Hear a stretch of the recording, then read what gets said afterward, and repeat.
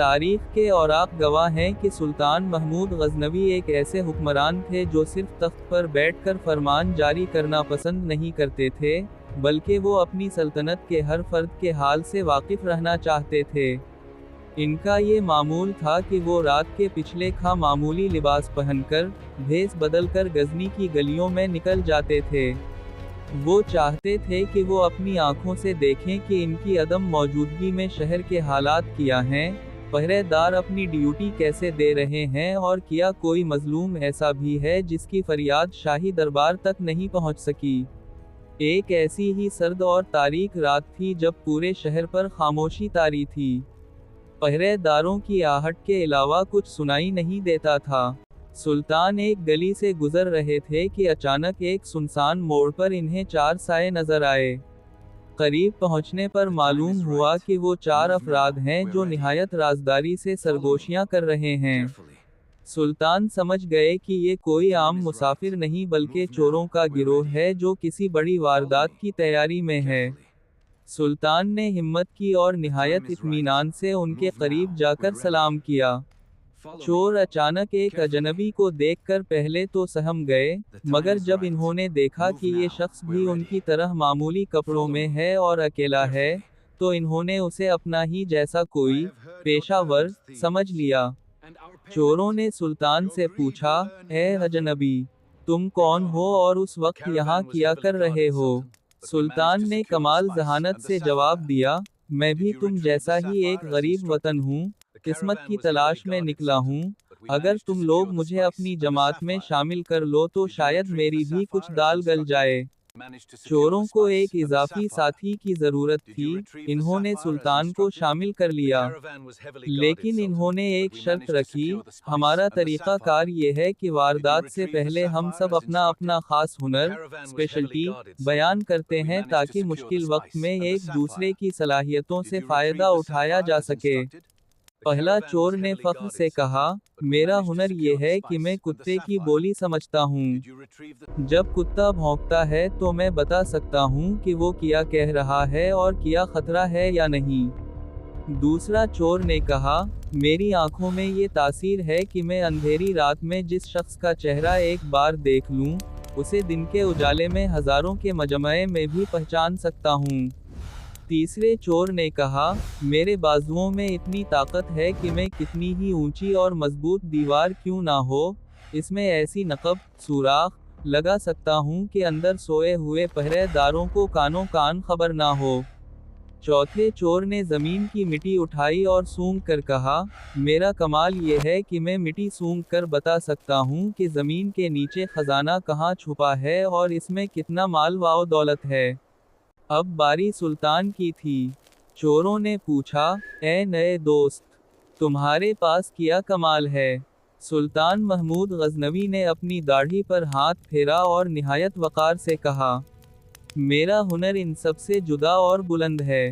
میری داڑھی میں وہ تاثیر ہے کہ اگر کوئی مجرم پھانسی کے پھندے پر بھی لٹکا ہو اور میں اپنی اس داڑھی کو ہلکا سا ہلا دوں، تو وقت کا بادشاہ اسے فوراً رہا کر دیتا ہے۔ چور یہ سن کر حیرت اور خوشی سے پاگل ہو گئے۔ انہوں نے سوچا کہ ہمیں تو اب کسی کا ڈر ہی نہیں۔ اگر پکڑے بھی گئے تو ہمارا یہ نیا ساتھی اپنی داڑھی ہلا کر ہمیں بچا لے گا۔ انہوں نے اسے اپنا نجات دہندہ تسلیم کر لیا۔ مشورہ ہوا کہ آج کہاں ڈاکہ ڈالا جائے۔ چوروں نے بڑی ہمت دکھائی اور طے پایا کہ آج خود سلطان محمود غزنوی کے شاہی محل پر شب خون مارا جائے۔ سلطان خاموشی سے ان کے ساتھ چل پڑے۔ جب وہ محل کے بیرونی پھاٹک کے قریب پہنچے تو ایک کتا زور سے بھونکا۔ پہلا چور فوراً ٹھٹک گیا اور بولا، ساتھیو، کتا کہہ رہا ہے کہ تمہارے ساتھ جو 5واں شخص ہے، وہ اس وقت کا بادشاہ ہے۔ باقی چوروں نے اس کا مذاق اڑایا اور کہا، تمہاری عقل ماری گئی ہے، بھلا بادشاہ ہمارے ساتھ چوری کرنے کیوں آئے گا؟ اپنا ہنر ٹھیک کرو۔ محل کے قریب پہنچ کر چوتھے چور نے مٹی سونگھی اور ایک مخصوص جگہ کی نشاندہی کی جہاں شاہی خزانہ موجود تھا۔ تیسرے چور نے کمال مہارت سے دیوار میں نقب لگائی اور سب اندر داخل ہو گئے۔ انہوں نے وہاں سے بیش قیمت ہیرے، جواہرات، سونے کی اشرفیاں اور قیمتی پارچہ جات لوٹ لیے۔ سلطان نے تمام منظر خاموشی سے دیکھا، ان کی ایک ایک حرکت نوٹ کی اور پھر ان کے ٹھکانے کا پتہ معلوم کر کے وہاں سے رخصت ہو گئے۔ اگلی صبح، سلطان محمود غزنوی نے دربار عام لگایا۔ انہوں نے سپاہیوں کو حکم دیا کہ فلاں جگہ جا کر ان چاروں افراد کو گرفتار کر کے لایا جائے۔ تھوڑی ہی دیر میں چاروں چور بیریوں میں جکڑے ہوئے سلطان کے سامنے پیش کیے گئے۔ جیسے ہی دوسرے چور، جسے پہچاننے کا ہنر تھا، کی نظر تخت پر بیٹھے سلطان پر پڑی، اس کا رنگ اڑ گیا اور اس کے ہاتھ پاؤں ٹھنڈے ہو گئے۔ اس نے اپنے ساتھیوں کو کہنی ماری اور سرگوشی کی، ہوشیار ہو جاؤ، یہ وہی پانچواں شخص ہے جو کل رات ہمارے ساتھ تھا۔ کتے کی بولی والے نے سچ کہا تھا، ہم برباد ہو گئے۔ سلطان نے گرج دار آواز میں کہا، تم لوگوں نے میرے ہی محل میں ڈاکہ ڈال کر میری ہی نمک حرامی کی۔ تم جانتے ہو اس کی سزا کیا ہے۔ تم چاروں کو تختہ دار پر لٹکایا جائے گا۔ چوروں نے دیکھا کہ اب کوئی ہیلا اور کوئی چال کام نہیں آئے گی۔ تمام ہنر فیل ہو چکے تھے۔ کتے کی پہچان سچ ثابت ہوئی مگر کام نہ آئی۔ مٹی سونگھنے والے نے خزانہ تو دلوایا مگر اب جان کے لالے پڑ گئے۔ نقب زن کی مہارت نے جیل کے دروازے کھول دیے۔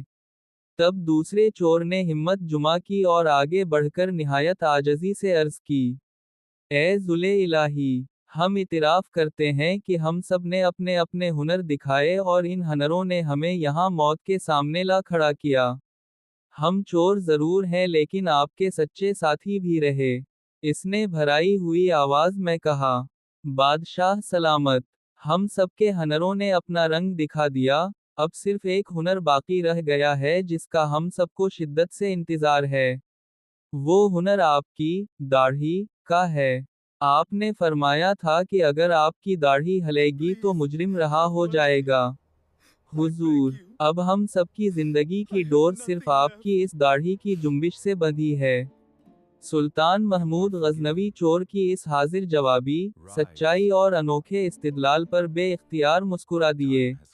ان کے دل میں رحم کا مادہ جاگ اٹھا۔ انہوں نے سوچا کہ ان لوگوں نے جس یقین کے ساتھ میری بات پر بھروسہ کیا تھا، اس یقین کو توڑنا ایک بادشاہ کی شان کے خلاف ہے۔ سلطان نے اپنی داڑھی ہلائی اور فرمایا، تم نے سچ کہا۔ آج میرا ہنر تمہاری جان بچانے کے لیے جنبش کرے گا۔ میں نے تم سب کو معاف کیا۔ لیکن سلطان نے انہیں صرف معاف نہیں کیا بلکہ نصیحت کی کہ وہ اپنی ان غیر معمولی صلاحیتوں کو برائی کے بجائے ریاست کی خدمت اور انسانیت کی بھلائی کے لیے استعمال کریں۔ ان چاروں نے سچے دل سے توبہ کی اور سلطان کے وفادار سپاہی بن گئے۔ توکل اور یقین کی طاقت، جس طرح چوروں کو سلطان کی زبان پر یقین تھا، اگر انسان کو اپنے خالق اللہ کی رحمت پر ایسا ہی کامل یقین ہو جائے تو اس کے بڑے سے بڑے گناہ بھی بخشے جا سکتے ہیں۔ صلاحیت کا صحیح رخ، انسان کے پاس موجود ہنر اگر غلط راستے پر ہو تو وہ ہلاکت کا باعث بنتا ہے، لیکن اگر اسے سچائی اور خیر کے لیے استعمال کیا جائے تو وہ نجات کا ذریعہ بنتا ہے۔